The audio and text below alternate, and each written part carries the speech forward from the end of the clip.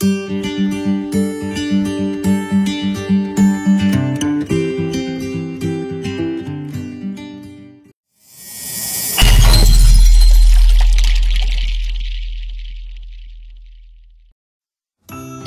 adalah mind map tentang mind map.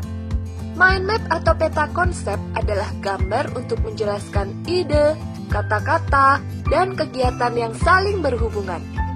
Nah, kali ini kita akan belajar bagaimana membaca sebuah peta konsep sekaligus mengetahui seluk-beluk peta konsep. Ketika kamu telah memahami bagaimana cara membaca sebuah peta konsep, maka kamu bisa berlatih membaca berbagai macam peta konsep lainnya. Peta konsep ini memiliki 4 buah cabang utama, yaitu guna, keseimbangan, bentuk, dan cara membuat peta konsep. Cara membaca mind map atau peta konsep adalah dimulai dari judulnya. Misalnya pada contoh ini judulnya terletak di tengah, lengkap dengan penjelasan definisinya. Lalu kita bisa menelusuri peta konsep ini dari sini. Guna dari peta konsep adalah sebagai alat berpikir, melihat gambaran besar, melihat dan mengingat detail informasi, memperjelas ide, tujuan, dan aksi, merapikan pikiran, dan menghemat waktu. Dalam sebuah peta konsep, kita perlu memperhatikan keseimbangan antara fungsinya dan artistiknya. Itu mengapa di sini ada gambar jungkat-jungkit atau neraca antara F fungsional dan A artistik. Oke, yang dilihat dari sisi fungsi sebuah peta konsep adalah kemampuan memiliki daya muat isi. Makin banyak isi yang bisa dikandung, maka sebuah peta konsep menjadi semakin padat terisi. Tapi harus berhati-hati, jangan sampai karena ingin memasukkan pesan terlalu banyak, sampai membuat peta konsep menjadi ruwet dan tidak nyaman dipandang. Perlu ada keseimbangan artistik. Lihat bagian sini dan bagian sini. Dikosongkan dari tulisan dan gambar untuk menyediakan ruang istirahat mata. Kemudian peta konsep harus disusun secara sistematis. Maksudnya urut dan logis.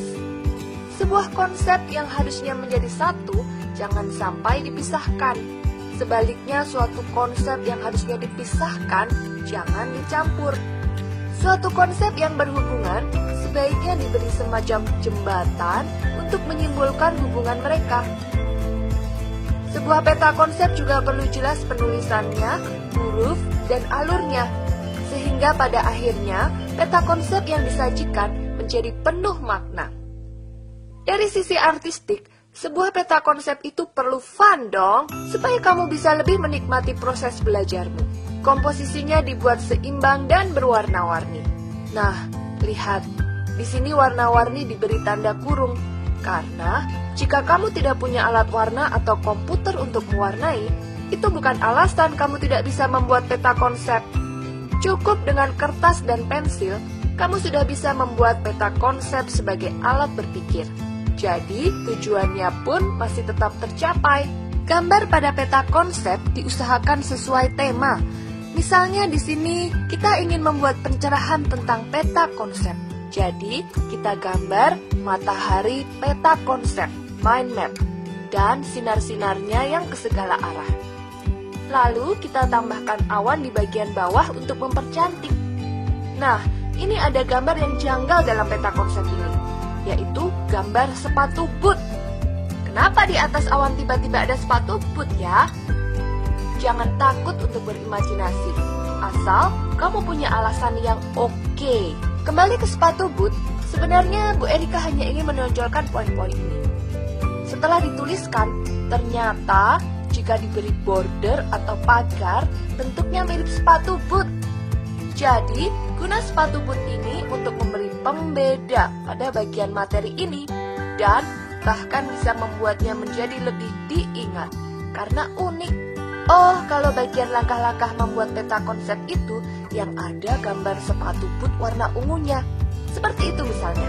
Berikutnya kita perlu meletakkan simbol atau ikon yang sesuai. Misalnya di sini ada kata pensil. Kita bisa meletakkan gambar pensil. Di sini ada kata kunci, maka kita bisa membuat gambar anak kunci. Jangan lupa sebuah peta konsep harus rapi dan nyaman dipandang, juga mudah dipahami. Nah, sekarang kita berkenalan dengan bentuk-bentuk peta konsep. Peta konsep ada yang bentuknya standar dan ada yang variasi. Yang dimaksud bentuk standar adalah yang dimulai dari tengah, lalu bercabang kemana-mana, seperti pada contoh peta konsep ini.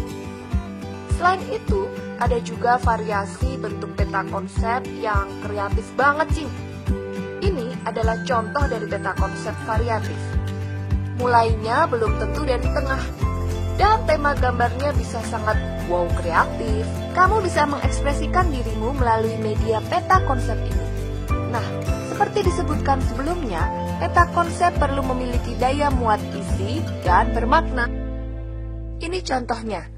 Pada cabang ini, kita membahas mengenai bentuk peta konsep, tapi juga sekaligus dapat menambahkan penjelasan mengenai bagian-bagian peta konsep.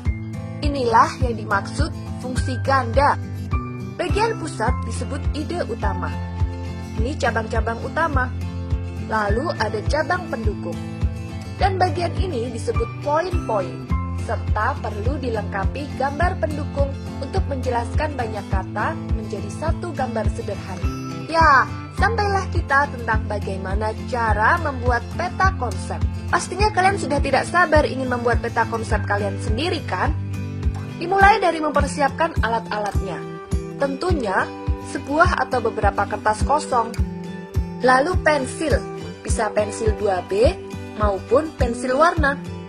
Lalu spidol, penghapus, dan komputer. Komputer pun tidak wajib digunakan, makanya diberi tanda kurung. Nah, langkah membuat peta konsep dimulai dari menentukan ide utama. Misalnya di sini kita ingin membuat peta konsep tentang sebuah bab pelajaran, atau tentang diri sendiri, atau tentang konsep apapun. Berikutnya kita menentukan cabang-cabang utama yang merupakan subjudul dari suatu materi. Setelah itu, kita menentukan tema gambar. Misalnya, kota untuk menjelaskan kulit elektron, rambut Einstein untuk menjelaskan teori fisika relativitas, sungai untuk menjelaskan listrik dinamis, atau alur jalan untuk menjelaskan bangun datar dan bangun ruang. Dan banyak sekali, dan lain-lainnya. Yang penting, semua harus ada alasannya. Tapi jika kalian belum juga menemukan tema gambar pada tahap ini, jangan khawatir. Kalian bisa skip dulu dan menemukannya kemudian. Pada bagian ide gambar akan dijelaskan tentang cara-cara memperoleh tema gambar. Setelah itu, baru kita melengkapi poin-poin penting dari peta konsep dan memberi gambar-gambar pendukung biar lebih seru. Setelah terlihat bentuk peta konsepnya, baru kita tinta dan warnai. Penintaan dan pewarnaan bisa dilakukan secara manual dengan spidol atau alat warna, atau dapat juga gambar yang telah ditinta, lalu di-scan dan diwarnai di komputer. Nah, yang perlu kita perhatikan dalam menggambar peta konsep adalah garis dan teksnya. Garis dan teks ini harus saling terhubung dan mantap. Jangan tipis-tipis dan ragu-ragu. Lihat, gambar peta konsep ini memiliki garis yang terhubung untuk menunjukkan relasinya. Mengatur ketebalan pada teks dan garis itu sangat penting. Lihat, pada gambar ini ketebalannya berkurang dari atas ke bawah dan sebaliknya. Artinya, ide utama lebih tebal dari cabang utama. Cabang utama lebih tebal dari cabang pendukung dan cabang pendukung lebih tebal daripada poin-poin. Oke, bagaimana kita bisa mendapatkan ide untuk tema gambar? Kita bisa melihat dari kata kuncinya, aplikasi tema, atau mengaitkannya dengan pengalaman pribadi. Misalnya untuk kata kunci dalam peta konsep ini adalah gerak melingkar.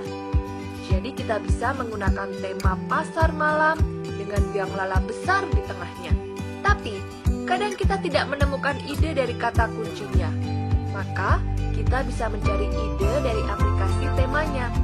Misalnya, aplikasi pecahan digunakan untuk membagi pizza. Maka Maka kita bisa membuat gambar restoran yang menjual pizza. Bu Erika pernah membuat peta konsep tentang termokimia yang ternyata salah satu aplikasinya adalah untuk membuat kalori boom, yaitu alat yang digunakan untuk mengukur jumlah kalori pada setiap makanan. Jadi, kita bisa membuat tema berbagai makanan dessert. Hal ini digunakan hanya untuk mempermudah kita dalam mengingat melalui tema-tema yang unik. Bayangkan, kalau semua gambarnya sama, pasti lebih sulit untuk diingat karena tidak ada penanda khususnya. Dan bisa juga ide gambar diperoleh dari pengalaman pribadi sehubungan ide utama tertentu. Semakin personal, maka peta konsep itu semakin mudah merasuk ke dalam ingatan dan menambah minat kita.